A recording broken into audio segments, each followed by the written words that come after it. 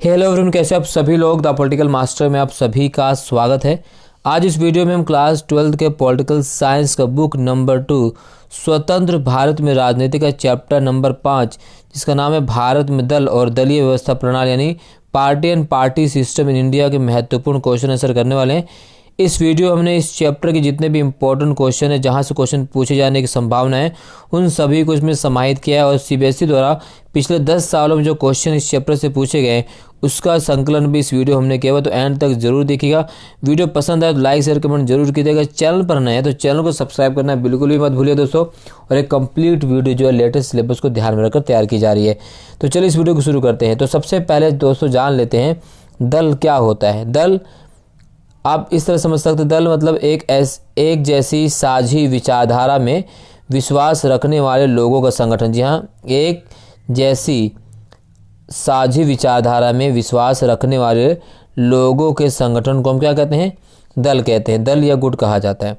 इसी प्रकार से राजनीतिक दल की बात करें तो राजनीतिक दल वो भी एक जैसी विचारधारा से संबंधित होते हैं। राजनीतिक दलों का जो उद्देश्य होता है वो सत्ता प्राप्त करना होता है, चुनाव जीतना होता है और अपनी विचारधारा के अनुसार शासन करना होता है। ये राजनीतिक दल होते हैं। राजनीतिक दलों के कार्य क्या होते हैं? तो राजनीतिक दलों के कार्य क्या होते हैं? उनका कार्य होता है चुनाव लड़ना, है ना, चुनाव लड़ना। इसके अलावा कार्यक्रम एवं नीतियाँ बनाकर जनता के समक्ष रखना, देश के कानून निर्माण में महत्वपूर्ण भूमिका निभाना, चुनाव जीतकर बहुमत प्राप्त कर सरकार बनाना, चुनाव हारने पर विपक्षी दल की भूमिका निभाना और जन कल्याण कार्य के जो कार्यक्रमों के माध्यम जनता तक पहुंचना। अब बात करते हैं दलीय प्रणाली। तो दलीय प्रणाली अगर हम बात करें तो भारत में और विश्व में जो दलीय प्रणाली प्रचलित है वो 3 प्रकार की दलीय प्रणाली है। इसे हम कहते हैं एक दलीय प्रणाली, द्विदलीय प्रणाली और बहुदलीय प्रणाली। एक दलीय प्रणाली होती है या आप उसे कह सकते हैं कि एक ऐसी प्रणाली जिसके अंतर्गत केवल एक राजनीतिक दल को आमतौर पर संविधान के आधार पर सरकार बनाने का अधिकार होता है, जहां केवल एक पार्टी के पास राजनीतिक शक्ति होती है। उदाहरण के लिए चीन का एक दलीय प्रणाली वाला है। दूसरी तरफ अगर हम बात करें द्विदलीय प्रणाली, जब किसी देश में अगर द्विदलीय प्रणाली की बात करें तो क्या होता है? द्विदलीय प्रणाली, ठीक है ना, द्विदलीय प्रणाली। जब किसी देश में मुख्य रूप से दो राजनीतिक दल हों और वही दल सक्रिय रूप से राजनीतिक भागीदारी हों और उसी व्यवस्था को हम क्या कहते हैं? द्विदलीय प्रणाली। उदाहरण के लिए अगर हम बात करते हैं अमेरिका और ब्रिटेन। इसी प्रकार से जो है बहुदलीय प्रणाली, ठीक है। बहुदलीय प्रणाली क्या होती है?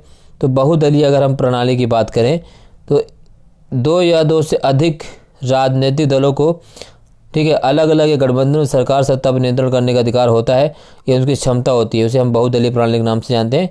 उदाहरण के लिए भारत क्या है? एक बहुदलीय प्रणाली वाली सिस्टम। भारत में कई सारे राजनीतिक पार्टियों को चुनाव में लड़ने का अधिकार। ऐसा नहीं कि एक राजनीतिक पार्टी 2 राजनीतिक पार्टी चुनाव लड़ेगी, नहीं, जितने भी राजनीतिक पार्टी हो सकते हैं उन सभी को चुनाव में भाग लेने का, चुनाव लड़ने का, सरकार बनने का अधिकार होता है। तो एक दलीय प्रणाली, द्विदलीय प्रणाली और बहुदलीय प्रणाली, इस तरह से, ठीक। चलिए आगे बात करते हैं। इस चैप्टर से जो पूछे जाने वाले क्वेश्चन, जहाँ से क्वेश्चन पूछे जाते हैं बार बार इस चैप्टर से इंपॉर्टेंट, उनकी बात कर लेते हैं। तो यहाँ क्वेश्चन जो पूछा गया था सीबीएसई 2013-14 में, कांग्रेस किन अर्थों में एक विचारधारात्मक गठबंधन थी और कांग्रेस में मौजूद विभिन्न विचारधात्मक उपस्थितियों को उल्लेख कीजिए। तो यहाँ पर ये क्वेश्चन जो है इसको उत्तर यहाँ दिया गया है। यानी प्रारंभ में कांग्रेस में नवशिक्षित, कामकाजी और व्यापारिक वर्गों के लोग सम्मिलित थे, परंतु जैसे जैसे इसने जन आंदोलन का रूप लिया इसका क्षेत्र व्यापक होता गया। असहयोग आंदोलन और सविनय अवज्ञा आंदोलन के साथ इसमें परस्पर विरोधी हितों के समूह भी सम्मिलित हो गए। इसमें हर वर्ग के नेता, उच्च वर्ग, पेशेवर, किसानों के हितों के रक्षक मौजूद थे। इस प्रकार इसमें भारत की विविधता नजर आती थी। इस विविधता के कारण अनेक समूहों ने अपनी पहचान को कांग्रेस के साथ एकम करके, परंतु कई बार किसी समूह ने अपनी पहचान को अलग से बनाए रखा और कांग्रेस के भीतर भी बने रहे। तो इस प्रकार कांग्रेस एक विचारधारात्मक गठबंधन थी, क्योंकि इसमें क्रांतिकारी, शांतिवादी, अनुदारवादी, रेडिकल, गर्मपंथी, नरमपंथी, दक्षिणपंथी, वामपंथी, हर विचारधारा के लोग सम्मिलित थे, ठीक है। क्या एकल पार्टी प्रभुत्व की प्रणाली का भारतीय राजनीति के लोकतांत्रिक चरित्र पर खराब असर हुआ? तो एकल पार्टी प्रभुत्व के जो है भारतीय राजनीति पर क्या प्रभाव पड़े, यहाँ पे उसका उत्तर दिया गया है। ठीक है, तो ये सारी चीज़ें आपको कर लेनी है ना। नेक्स्ट क्वेश्चन है 1970 के दशक में इंदिरा गांधी की सरकार किन कारणों से लोकप्रिय हुई थी। तो 1970 के दशक में इंदिरा गांधी की सरकार के लोकप्रिय होने के कारण क्या थे। पहला, 1971 के भारत पाकिस्तान युद्ध के पश्चात बांग्लादेश का निर्माण हुआ और इस समय विपक्ष के नेताओं तक ने इंदिरा गांधी के राज कौशल की प्रशंसा की। 1972 के विधानसभा के चुनाव में भी उनकी गरीबों और वंचितों के रक्षक और एक मजबूत राष्ट्रवादी के नेता के रूप में देखा गया। उनकी सरकार ने संविधान में संशोधन करके प्रीवी पर्स को समाप्त कर दिया और ये कई घटनाएं थी जिसके माध्यम से उन्हें लोकप्रियता हासिल होती है। और 14 बैंकों राष्ट्रीयकरण कौन भूल सकता है। 1960 के दशक की कांग्रेस पार्टी के संदर्भ में सिंडिकेट का क्या अर्थ है। सिंडिकेट ने कांग्रेस पार्टी में क्या भूमिका निभाई। तो सिंडिकेट की अगर हम बात करें तो अगर सिंडिकेट को एक शब्द में देखें दोस्तों, तो सिंडिकेट क्या है, कांग्रेस के अंदर जो है ना बड़े नेताओं का समूह था, यानी कांग्रेसी नेताओं के एक समूह को अनौपचारिक तौर पर सिंडिकेट के नाम से जाना जाता है और इस समूह के नेताओं का पार्टी के संगठन पर भी नियंत्रण था। ठीक है, तो काफ़ी इंपॉर्टेंट है, सिंडिकेट से क्वेश्चन पूछे जा सकते हैं। तो ये जो है सीबीएसई 2008 में क्वेश्चन पूछा है, तो इसको आपको कंप्लीट कर लेना है। ठीक है, कौन कौन से नेता थे सिंडिकेट में, ये भी क्वेश्चन पूछा गया और पूछा जा सकता है। तो यहाँ आप देख सकते हैं एस के पाटिल, एस निजलप्पा, एन सजीव रेड्डी, अतुल लुगो जैसे नेता शामिल थे। इसके बाद कांग्रेस पार्टी किन मसलों कारणों को लेकर 1969 में टूट की शिकार हुई थी। तो कौन कौन से कारण थे जिसकी वजह से कांग्रेस 1969 में उसका विभाजन हो गया, दो पार्टियों में कांग्रेस और कांग्रेस आर, तो उसके कारण यहाँ पर दिए गए हैं, इसको आपको कर लेना दोस्तों। सभी क्वेश्चन को उत्तर के साथ दिया और बहुत ही इंपॉर्टेंट क्वेश्चन है जो सीबीएसई 2011, 14 और 16 और 17 में भी क्वेश्चन पूछा गया था, तो इसको आपको कर लेना है। ठीक है ना। इसके बाद यहाँ पर कुछ चीज़ें जो हैं जो मिलान करने वाली हैं। आचार्य नरेंद्र देव, ए के गोपालन, रफ़ी अहमद किदवई, दीनदयाल उपाध्याय। ठीक है, वो को इसमें मिलान करना है। जैसे अगर हम ए के गोपालन, आचार्य नरेंद्र देव की बात करें तो आचार्य नरेंद्र देव प्रजा सोशलिस्ट पार्टी से संबंधित है। ए के गोपालन की बात करें तो जो ए के गोपालन है वो किससे संबंधित है, तो ए के गोपालन से संबंधित है। ठीक है, यहाँ पर जैसे जो ए के गोपालन है वो संबंधित किससे, भारतीय कम्युनिस्ट पार्टी से। रफ़ी अहमद किदवई वो संबंधित भारतीय राष्ट्रीय कांग्रेस से। दीनदयाल उपाध्याय भारतीय जनसंघ से। यहाँ से इस तरह से मिलान क्वेश्चन भी पूछे जा सकते हैं, तो ये सारी चीज़ आपको कर लेनी है। ठीक है, सभी यहाँ पर उत्तर दिए गए हैं दोस्तों। ठीक, इसको आपको कर लेना है कंप्लीट। ठीक है ना। इसी प्रकार से दल किसे कहते हैं, एक समान विचारधारा में विश्वास रखने वालों को लोगों को संगठन या दल के नाम से जाना जाता है। राजनीतिक दल किसे कहते हैं, राजनीतिक दलों का महत्वपूर्ण कार्य क्या है, एक दलीय प्रणाली से आप क्या समझते हैं, ये सारी चीज़ यहाँ पर आप दी गई हैं, ये आपको कर लेना है। जिस हाथ से 1 नंबर या 2 नंबर में क्वेश्चन पूछे जा सकते हैं, सारी चीज़ें यहाँ पर दी गई हैं। ठीक है ना, इनको क्वेश्चन को छोड़ना नहीं। जितने भी क्वेश्चन इस चैप्टर से हैं दोस्तों, इनको आपको ज़रूर कर लेना है, क्योंकि क्वेश्चन यहीं से बनने वाले हैं, इन्हीं में से ही क्वेश्चन आएंगे, इससे बाहर कोई क्वेश्चन नहीं पूछे जाने वाला है सीबीएसई बोर्ड में इस चैप्टर से। ठीक है, तो ये ज़रूर आप कीजिएगा। ठीक है, ये सभी क्वेश्चन काफ़ी इंपॉर्टेंट है।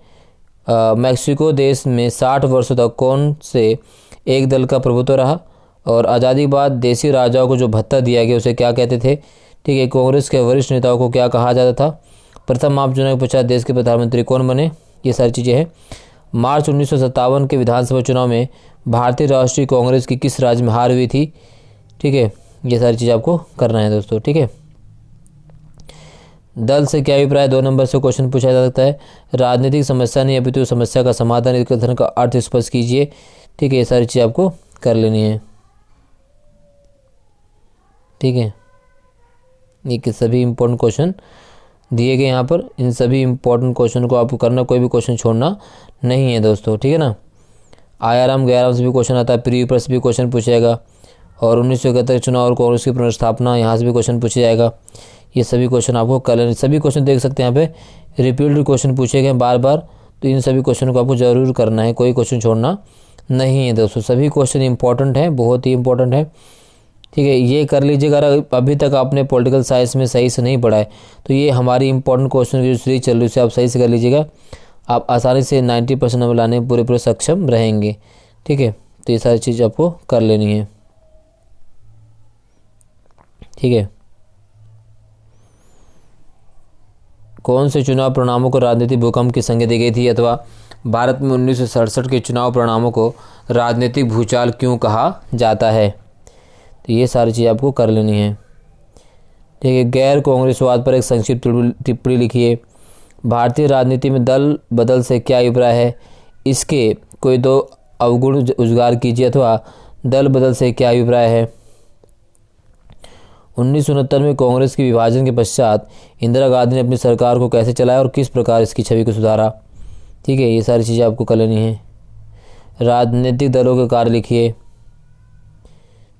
ठीक है ना, सभी क्वेश्चन को आपको करना है। 1964 में भारतीय साम्यवादी दल का विभाजन क्यों हुआ। ठीक है, अब देख सकते CBSE 2014, 2010, 2013, 2011, 13। ठीक है, सभी क्वेश्चन बार बार रिपीट किए गए हैं, तो इसको आप जरूर कीजिएगा। सभी क्वेश्चन मैंने उत्तर के साथ दिया ताकि आपको किसी भी क्वेश्चन को उत्तर ढूंढने की जो है जहमत नहीं उठानी पड़े और आप जो आसानी से इसको प्राप्त कर सके। क्योंकि कई बार होता है कि क्वेश्चन तो दे दिया तो उत्तर नहीं होते हैं, तो उसमें उत्तर ढूंढने में काफ़ी परेशानी होती है और उत्तर भी मिलना भी मुश्किल हो जाता है। ठीक है, तो इस वजह से हमने सभी क्वेश्चन को उत्तर के साथ यहाँ पर PDF के माध्यम से आपको प्रस्तुत कर दिए ताकि आप क्वेश्चन को देख सकें, क्वेश्चन कैसे पूछे गए हैं, कैसे पूछे जा सकते हैं और कैसे आपको इसका उत्तर करना है, सभी यहाँ पर सही तरीके से दर्शाए गए हैं। ठीक है ना, ये सारी चीज़ आपको कर लेनी है, कोई भी क्वेश्चन छोड़ना नहीं है दोस्तों। ठीक है, देख सकते हैं यहाँ पर भारत में कांग्रेस पार्टी के प्रभुत्व उदय व पतन के लिए उत्तरदायी मुख्य कारकों का परीक्षण कीजिए। ठीक है, ये सारी चीज़ें यहाँ पर दी गई हैं। ठीक है, सारे क्वेश्चन यहाँ पर दिए गए। एक भारत में एक पार्टी के प्रभुत्व विश्व के और देशों में एक पार्टी के प्रभुत्व से किस प्रकार भिन्न था, अथवा में भी क्वेश्चन पूछा गया है। सारी चीज़ें आप देख सकते हैं, इन सभी क्वेश्चन को आपको कर लेना है। ठीक है, ठीक, तो जितने भी क्वेश्चन इस चैप्टर से बन सकते थे सभी क्वेश्चन को हमने इसमें समाहित किया हो ताकि आपको कोई भी दिक्कत का सामना ना करना पड़े इस चैप्टर के आंसर को ढूंढने में, इन सभी क्वेश्चन के आंसर को देखने में। ठीक है दोस्तों, तो ये सभी चीज़ आपको इसी तरह से लिखनी है, स्क्रीनशॉट ले सकते हैं आप। ठीक है, 1960 के दशक को खतरनाक दशक क्यों कहा जाता है, मोस्ट इंपोर्टेंट क्वेश्चन इस चैप्टर का, तो इसको आप देख सकते हैं। उसके बाद 1967 के आम चुनाव के समय भारत की आर्थिक, राजनीतिक और सामाजिक स्थिति का वर्णन कीजिए। ठीक है, सारी चीज़ें यहाँ पर। भारत में चौथे आम चुनाव ने भारतीय राजनीतिक गति को किस प्रकार बदल डाला, अथवा भारत के राजनीतिक और चुनावी इतिहास ने 1967 के वर्ष को अत्यंत महत्वपूर्ण पड़ाव क्यों माना जाता है, व्याख्या कीजिए। सारे क्वेश्चन ऐसे आपको करने हैं। ठीक, भारत की राजनीति में आयाराम गयाराम का क्या तात्पर्य है, अथवा आयाराम गयाराम का मुहावरा किस अवधारणा का द्योतक है, और भारतीय राजनीति व्यवस्था पर इसके प्रभाव की व्याख्या कीजिए। ठीक है, ये सारी चीज़ें आपको कर लेनी है। पृथ्वी पर इसका क्या अर्थ है, 1970 में इंदिरा गांधी उन्हें क्यों समाप्त कर देना चाहती थी। 1970 के दशक के प्रारंभिक वर्षों में इंदिरा गांधी की सरकार को लोकप्रिय बनाने में सहायक किन्हीं 6 कारकों की व्याख्या कीजिए। आप देख सकते हैं लगातार CBSE ने क्वेश्चन में पूछा है, तो बहुत ही इंपॉर्टेंट क्वेश्चन दोस्तों सभी है। ठीक है ना, यहाँ से क्वेश्चन जरूर आएगा।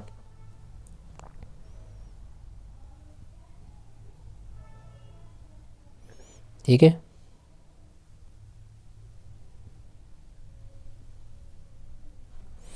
और इस चैप्टर के जो मैप से क्वेश्चन पूछे जा सकते हैं उसको भी हमने यहाँ पर समाहित कर दिया ताकि मैप से क्वेश्चन जो पूछे हैं वो आप उसका हल आसानी से कर सके। ठीक है, ठीक,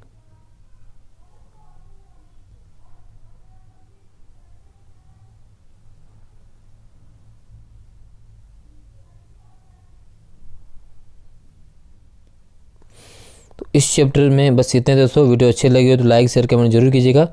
चैनल पर नए हैं तो चैनल को जरूर सब्सक्राइब कर दीजिएगा, बेल आइकन को प्रेस कर दीजिए। बहुत बहुत धन्यवाद, मिलते हैं नेक्स्ट वीडियो में, तब तक के लिए जय हिंद।